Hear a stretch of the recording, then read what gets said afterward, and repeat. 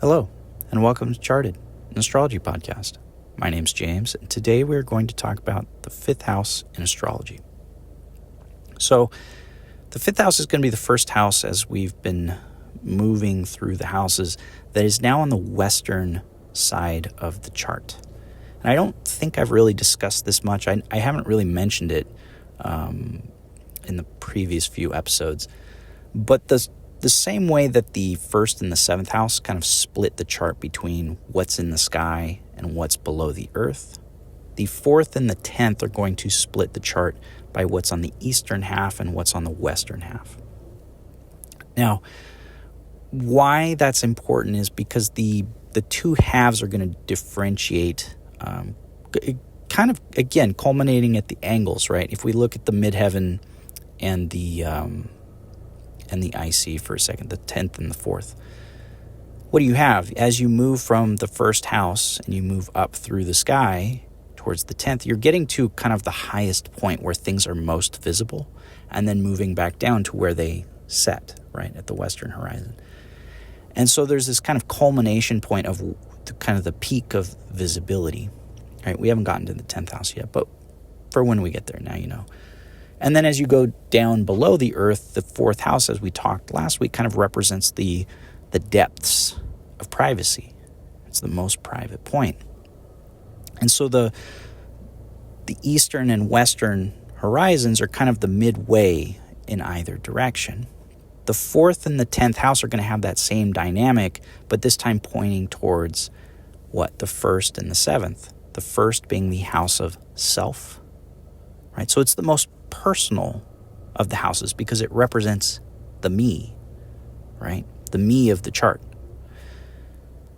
That means then the opposite to that is going to be the seventh house, which is going to represent the you of the chart, the other of the chart, the non-me, right?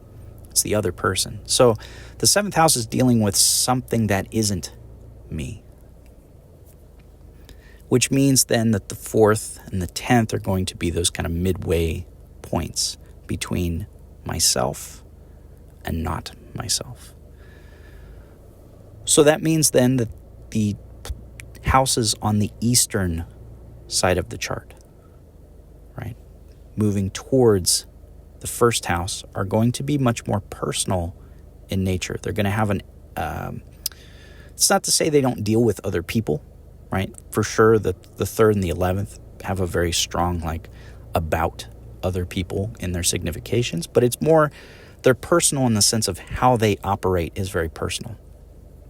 They come as a result of our kind of own personal actions.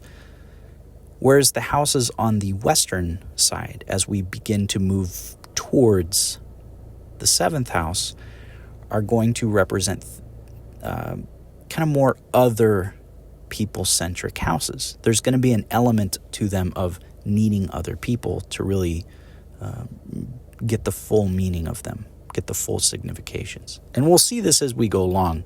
The 5th house is going to kind of dip our toes in that a little bit. The 6th house really, and the 8th really kind of start to experience that a lot. But the 5th house, it's not as strong because it's still pretty close to that dividing line.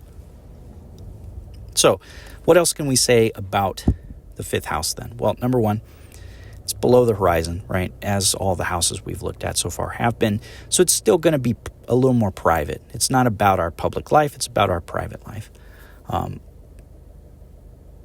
As I said, it's on the western half. So it's going to have an element of other people to it. Less personal, more interpersonal. And then it's a trine house. So there's going to be an easy flow. The trine is an easy flow. It's just something that kind of comes as a natural consequence of something, right? There's not really any way to stop the flow. It just kind of happens naturally. With the first house and the 5th, so they're, number one, the trine houses are always, at least in the whole sign system, always going to be the same element. So they're operating on kind of the same wavelength. But number two, this easy flow means that they naturally will support each other or hinder each other. So if you have a hang up in the first, it's going to naturally kind of block the 5th as well as the 9th, the other trine house. you have something that changes the first, that's naturally going to outflow to the fifth as well. And it doesn't mean you necessarily will see massive change in the fifth house, but the way the fifth house kind of begins to change and operate will kind of naturally reflect the changes in the first house. And this will make sense as we go through this. What else can we say about the fifth house? I don't know what number we're on, but it's a succedent house. We've talked about this with the second. The succedent houses come after an angle, right? So that means they haven't yet kind of passed the angle. They haven't hit that kind of highlight point. So they're more potential energy, right? They have potential within them. All of the succedent houses have an element of there's the ability for them to grow something, right? There's something within them that they can kind of grow throughout your life. They start off with not as much, but as you go through life can really expand what's in that house, right? With the second house, we saw this with resources, right? You obviously can accumulate resources over the course of your life. That's the potential it has. With the fifth house, we'll have something of that kind of same element to it, of being able to accumulate something. And then the succeeding houses are also, generally speaking, considered pretty good houses for the most part. The last thing is the fifth house is the joy of Venus, right? And what is Venus about? Well, if you want a good look, go look at my episode on the planet Venus. But as a quick summation, Venus is about value. It's what we value and how we value it. So that's going to be both things outside ourselves, right? So the things, you could shorten it and say the things we enjoy, the things we desire.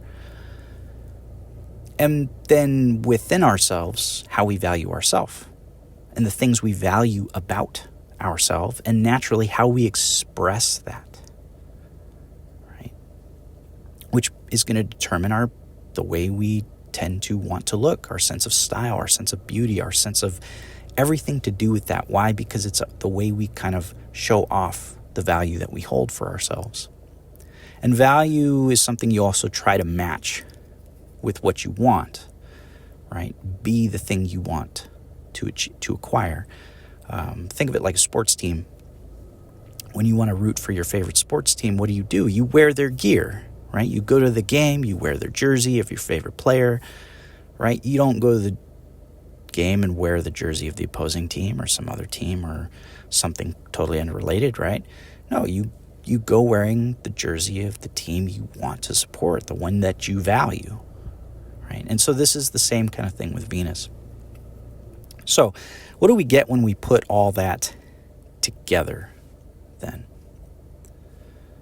Right? Well, the fifth house is going to represent children.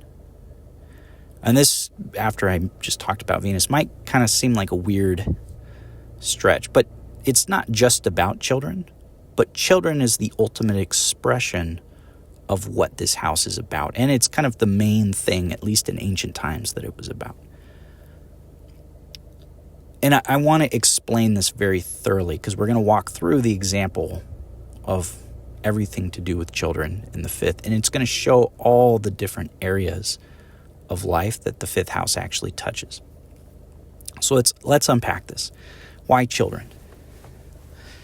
The fifth house in ancient times was considered the house of good fortune. What does that mean? Well, good fortune means what? Good luck, right? Abundance, if you want to put it another way. Why?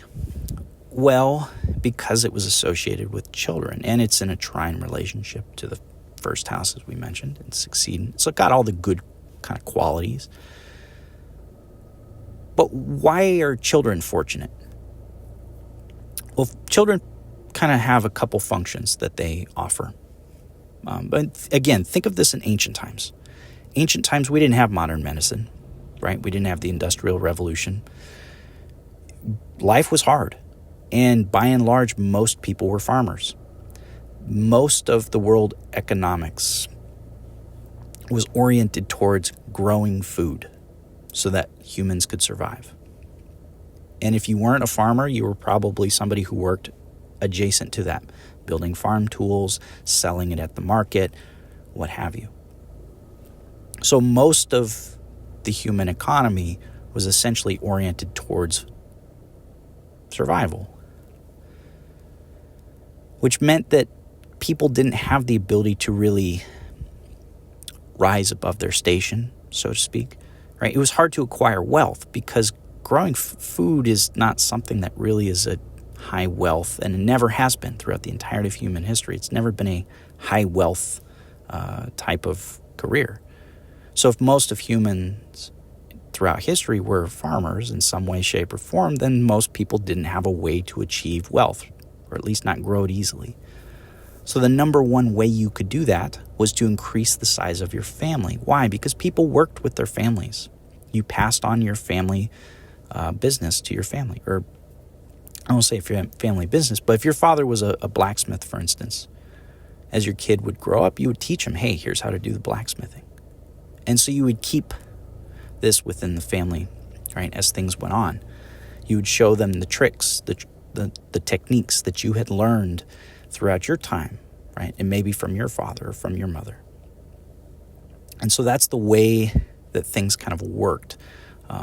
Again, prior to Industrial Revolution, is very much you just pass things down throughout the family, throughout the generations, right? And the more children you had, the more opportunity there was for them to what? To support the family, to grow the family themselves, right? If you're working on a farm, for instance, the only way to increase production is to have more people working, because at some point you hit your limit of what you can do. Easiest way to get more people working is to have children. Have your children help you. And I know that sounds pretty detached, so I apologize for that. But I'm trying to show the example of children were considered a blessing because they were able to come in and support and provide a sense of wealth that otherwise didn't exist for the average person. Additionally, children support their parents, right? When you get old, what happens? Your body wears out. It begins to deteriorate. Maybe your mind deteriorates. And at some point, you begin to need extra help with things because you just can't do it anymore. That's the nature of life, right? Our bodies are physical. At some point, they fall apart, and we ultimately die. And so children were there to support us as we aged. Another thing is children are the way we pass down our lineage, right? We talked about this in the fourth house. The fourth house is our roots, right? It's our heritage. It's where we come from. It's who we came from. It's the family tree. But the thing is, the family tree, to keep growing, has to pass it down somehow. And how do you do that? You do that with children. So the children are the extension of the family history. And not just the family history, but they're also the extension of human survival. You don't have kids, you don't have survival as a species. You don't have a survival as a family, you don't have survival as a species. And then the last thing with this is children are an extension of ourselves. What do I mean by that? Well, number one, biologically, they're going to be your DNA. If you have a child, it will have half of your DNA, right? It's biologically, essentially, a part of you. So it's an extension of yourself in the very literal biological sense. But in addition, you pass on things to your kids, whether consciously or unconsciously. Kids are like sponges. I have twin 3-year-olds. The amount of things they pick up without me ever saying it to them, without me ever kind of consciously being aware of it sometimes, is pretty crazy. It's amazing to watch. But that's the nature of this extension of ourselves, is what we do, how we parent, imprints on the child, right? And not to mention the things that we teach them or don't teach them, right? Again, they go on to then have those same conditions, same things going on, same techniques they've learned, same skills they've learned, same mannerisms, etc., etc., etc. So they become an extension of ourselves throughout time, right? When normally we can't beat our own mortality. So this was all seen as an immense blessing in ancient times. right? It was fortunate to have children. Children were also hard to have.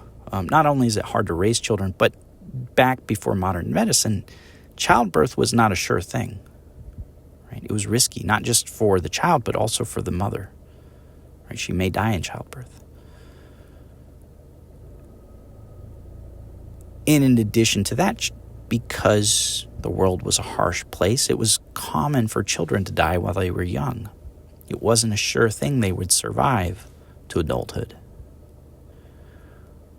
So it was truly a blessing when you could have lots of children that all survived, because now you've got this extension of yourself, your extension of your family, right? You've increased the family wealth. And hopefully, if you've been a good parent, you've got great kids to support you as you age, to carry on the family traditions and so forth. So this is why children were seen as such a blessing. Now, let's unpack all of the different things here, because what are children specifically, abstractly maybe? They're a creation. They're something you created, and not just you, but you and another individual created. So the way a child is made is through what? It's through sex. Two people come together and have intercourse. They procreate. And that process, right, fertilizes the egg, and boom, something truly, truly magical happens. A new being is created. A new individual.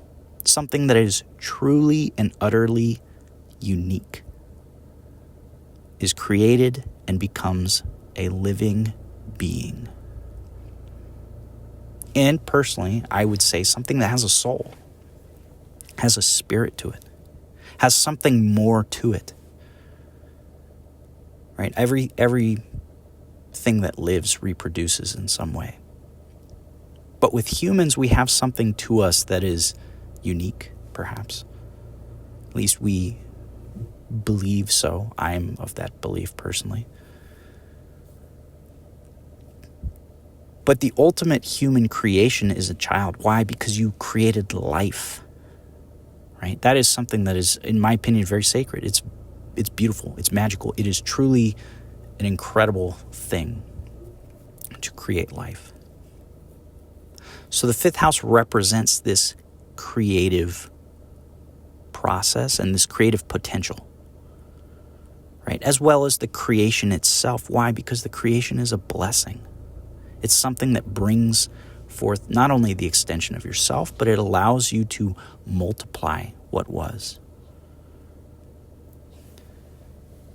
So let's unpack this a little further. Let's look at the children aspect of it. So the fifth house is going to represent creations. That is, the things we create, right? Children being kind of that pinnacle of it, right? Because children are the only thing biologically that we can create, number one. Number two, it's the only thing we can create that actually lives. Now, I know we're moving into the age of AI, and who knows where that's going to lead us, but for now, children are the only thing we can create that actually are alive. Anything else we create is a tool, which I might add is something that is unique to humans. It's what differentiates us from other animals, is the ability to create tools. Right? That's why humans have conquered the world, in a sense, relative to the rest of nature, because we have the ability to think and create beyond just reproduction. So the fifth house represents this creativity that we have, and it therefore is going to represent our creations, right? With children being the first and foremost, but other creations, other things we create are represented by the fifth house. And I'm going to say creations and creativity a lot in this episode, and I want to differentiate one thing really fast. Creativity is not just about art. A lot of people will look to the fifth house as creativity and think, oh, it's my artistic expression. That's certainly a strong element of it. But creativity is not something that is exclusive to art. Because you can be very creative in the way that you think. You can be very creative in the way that you speak or feel or interact with people. You can be very creative with the things that you put together in a very practical sense, right? If you look at a Virgo, for example, Virgo has Capricorn in the 5th house. Virgos are very practical. Why? Because they have a very their creativity is of a very practical Saturnian variety. That's part of their creativity. It's towards practical things. So creativity is something that allows us to kind of think outside the box, right? To come up with things that didn't exist before. To take multiple objects and piece them together in a way that, hey, this is something new, right? That's the element of creativity. So the 5th house is going to represent our creations. It's going to represent the way we interact with them and the way that we kind of express through them, right? It's a trine relationship. The things that we create are going to be a natural expression of our own inherent talent, of our own inherent kind of giftedness as a unique individual. Everybody's got their different gifts. They're different things they're good at, they're bad at, that they prefer, and so on. And so the 5th house is going to represent the ways that those kind of express outwards and the manner in which we tend to express our creativity. So, for example, right, I just mentioned Virgo. Virgo's earth sign. So where does its creativity tend to manifest? It tends to manifest in practical things. It's Capricorn, 5th house, but also earth. So tangible things. The creativity of a Virgo more often than not, and again, this is kind of broad strokes generalization here, but it's going to be right in the physical realm. It's going to be tangible things. Whereas if you look at the creativity of somebody like Pisces is going to be much more emotionally creative. There's a depth to it. An intuition, if you will, creative intuition. So it's a totally different way of looking at things, right? The creativity of a Pisces outlets much differently, expresses much differently than a Virgo would. And that's going to be true of all the signs. So the 5th house represents how we express that creation, that creativity, and the way in which we interact with it. Like, for example, the 5th house, again, looking at children, it's going to be how we treat our children, the relationship dynamic that we tend to have towards our children, right? Our desire for children, or, right, desire not to have children, desire to create or to avoid creating.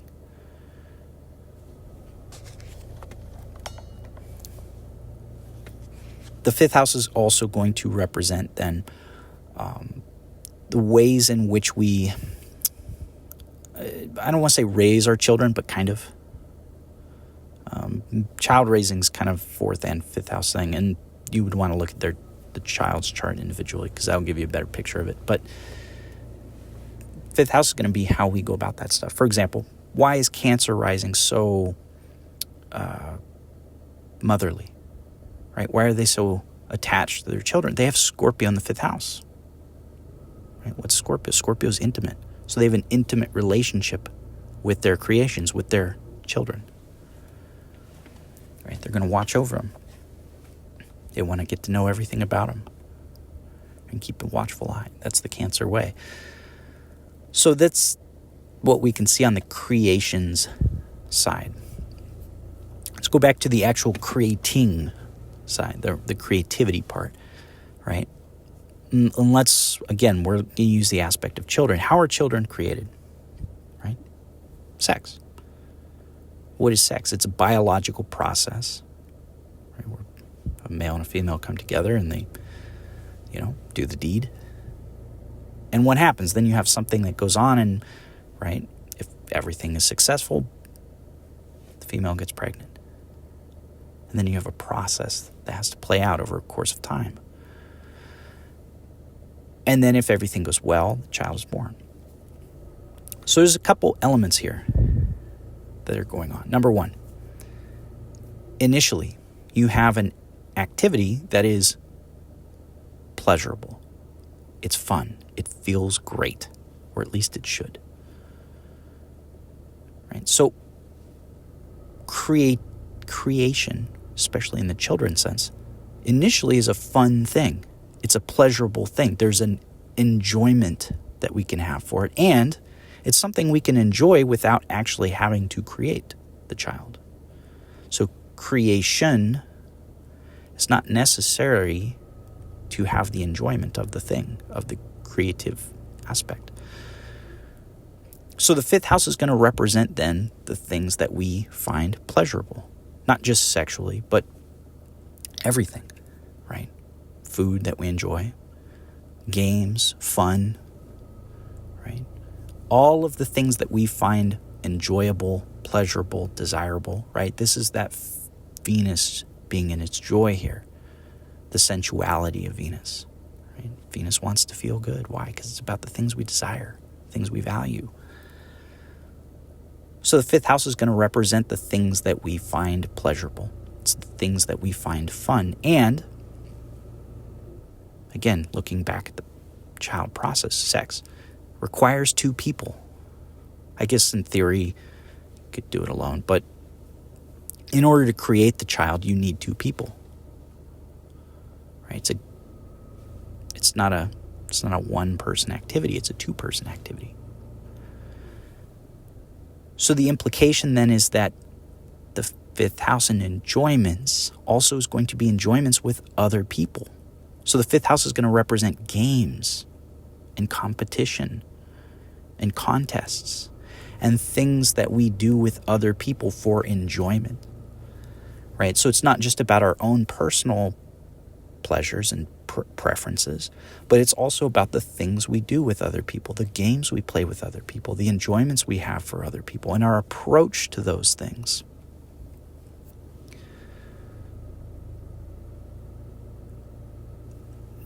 Next aspect is this element of kind of doing it with another person, right? There's an inherent,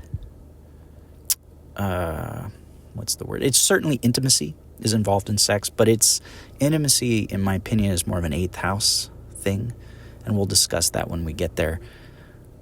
But with the sexual side of things, right, you don't just walk up to somebody on the street and say, hey, or somebody you just met and say, hey, let's have sex. That sounds like a fun activity, right? You wouldn't, maybe you could go up to somebody and say, hey, you want to go to a concert or something, I don't know, or whatever it is you like to do. But that's a little more private. It's a little more personal, right?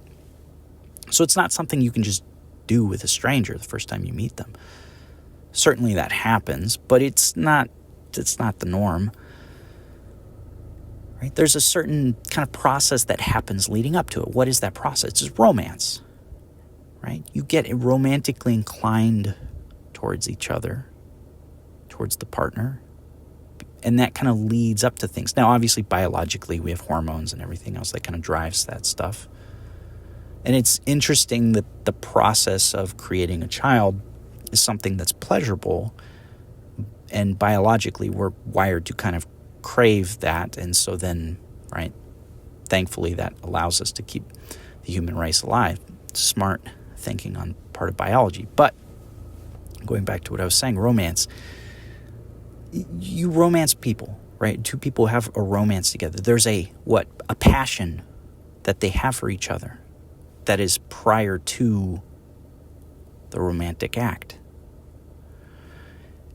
And so this is the other element of the fifth house. Is not just going to represent the things we find enjoyable and pleasurable, but it's going to represent the things we are passionate about.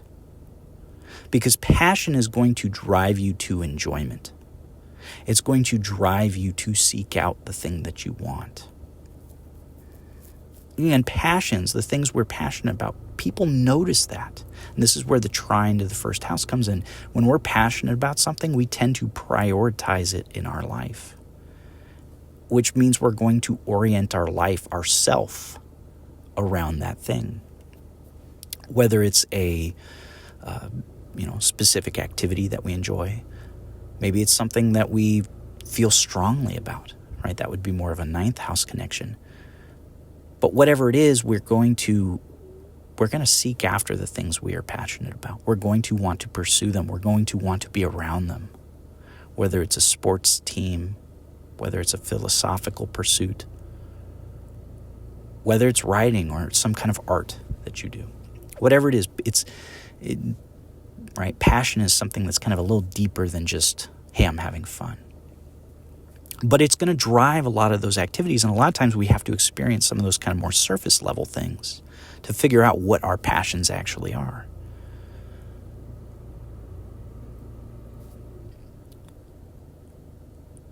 The last thing I want to mention here is that the fifth house is going to be about risk and taking risks and our approach to risks. And where does that come in? Well, thinking back to the childbearing process, what happens? You have intercourse, right?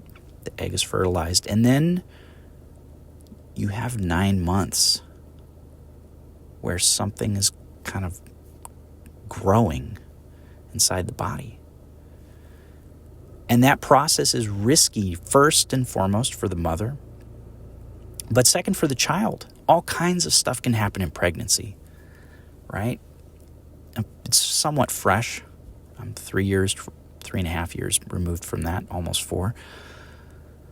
Not me personally, my wife, but watching that process play out, right? There's all kinds of crazy stuff that can go wrong, where things end poorly. And not only that, as I mentioned, prior to modern medicine, childbirth was kind of dangerous, right? It was not super uncommon for women to die in childbirth. So again, risk is involved. And if we think back to children, once the child is born, what do you have? You have this little potato that can't do anything, right? It's effectively immobile and incapable of doing anything for 6 months. And then after 6 months, it starts to kind of be aware of the outside world. But even then, it's still helpless. So you have to care for this thing. It requires effort. It requires diligence and time. But more than that, there's a risk involved. So that thing might not ever fully develop. It might not fully get there, right? You may try to make something and it may fail, right? In the worst case scenario, obviously, speaking of a child, it could die. But in terms of the things we create, there's an inherent risk. We don't know if it'll be successful. We don't know if this project we pour ourselves into, this book we try to write, this song we try to play, we don't know if we'll be successful. But we have the ability to try again, at least with things that are not life, right? The risk is not the same. So the fifth house is going to represent risk and risk-taking, because that's inherent in trying to create new things. Because you don't know if they're going to make it. You don't know if they're going to succeed or fail. And if we look back at things like competition, right? Competition has risk, right? And even, again, thinking to romance. You try to romance somebody, especially, you hit on somebody at like a bar or something. I don't know if that's where people hit on each other these days, but a dating app, I guess. But there's inherent risk. You could be rejected, right? Or shoot, even worse, you could be accused of something. Or what have you. You could go on a bad date. You could get an STD, right? There's a lot of risks involved. Everything has risks. And so the fifth house is going to represent kind of how we go about that stuff. So the fifth house in total, when we sum it up, is going to be about children. It's kind of a big prominent thing, and our relation to them and how we treat them and how we interact with them, how we desire them, and all of that kind of thing. As well as it's going to represent our children.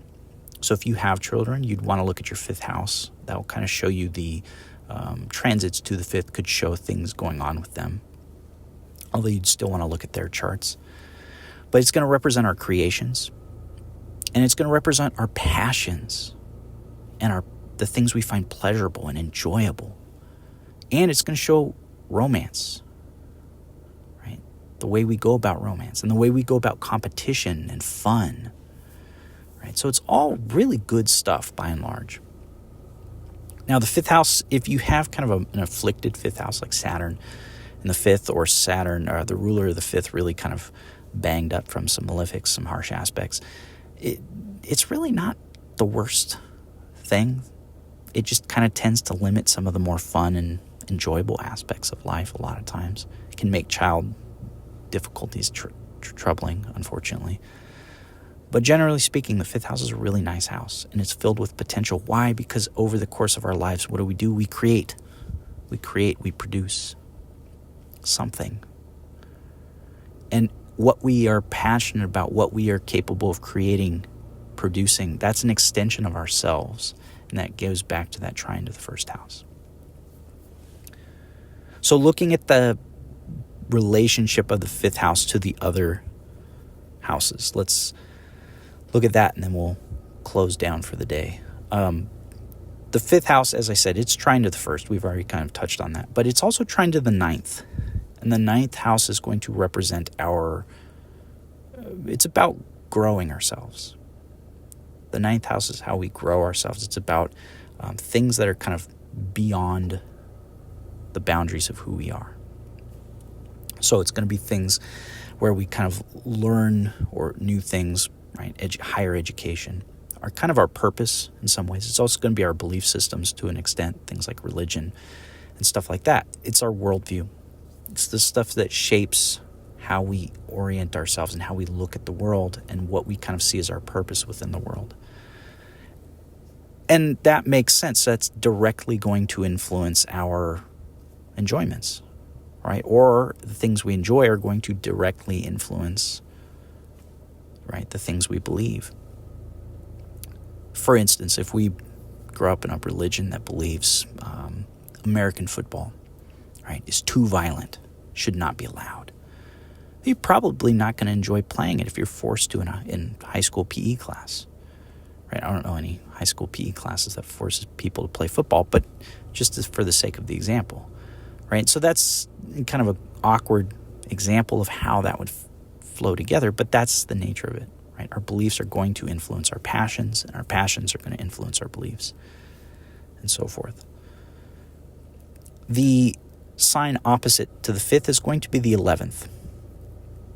The 11th is going to be about our hopes and our dreams. This is actually kind of a natural extension in some ways of the fifth, dealing with our passions. But when you're passionate about something, what do? You tend to have a goal, something you want to do in mind. And that's that opposition. It's the thing you want that isn't there yet. Right? So it kind of spurs you on to drive towards it. The 11th house is also going to do with our societies and friends and things like that. And again, fifth house tends to be more kind of the romantic and kind of the, hey, we're having fun, not necessarily socializing. Socializing is more of an 11th house thing. Right? And so that's kind of the way they differ. By square, the fifth house is going to be square to the second. And it's also going to be square to the, I gotta think about this, the 8th. I don't know why I'm blank on that one, but yeah, to the 8th house. So let's tackle these. Why is it square? What's the tension that the second house brings to the fifth? Well, the easy thing is the second house is what supports us. But the thing is, if you have a house that's about children are something you have to support. That's totally different than things that support you. The fifth house is not going to support you until you're older, right? And on top of that, the things we enjoy, the things we're passionate about, a lot of times they expel or expend our own resources. You want to go have fun, a lot of times you got to pay for it, right? And so that's the tension between the second and the fifth house. The tension between the 8th and the 5th is going to be similar. One, in that the 8th house deals with the resources of other people, right? And obviously, hey, if I want to go be in a competition, want to go do things with other people that are fun, right? It's the same, that there's that same money dynamic a little bit where it's just kind of, this is uncomfortable. I don't want to mix my friend's money with what I want to do. Additionally, 8th house is going to deal with intimacy. And intimacy and something that like sex that's very pleasurable, or romance, right? They kind of lead to each other, but you don't really, you kind of need one before the other, right? And they need to function at the same time. But the thing is intimacy is something that's very deep. It's intimate, right? And it's a deep connection with somebody, and that's something that tends to be a bit more private. And so there's just kind of a tense thing there that's naturally going to force people to adjust as they go about playing that game. The houses that are in sextile to the 5th are going to be the 3rd, as well as the 7th. So the 3rd house, we have what? Our local space, right? What we do in our day-to-day.